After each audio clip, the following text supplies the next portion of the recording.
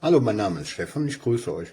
Heute habe ich Neemöl für euch getestet, und zwar Neemöl Devil, also wirklich eine Flasche in einer ganz, ganz schicken Aufmachung, und auch die Zusammensetzung, die ist sehr gut.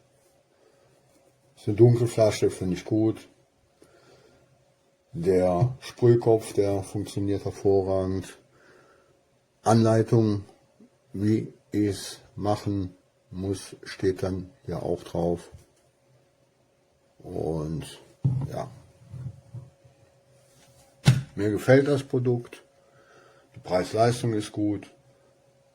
Das Produkt bekommt von mir 5 Sterne und eine Kaufempfehlung. Ich bedanke mich für euch, hoffe ich konnte euch weiterhelfen, wünsche euch was Schönes, bleibt gesund.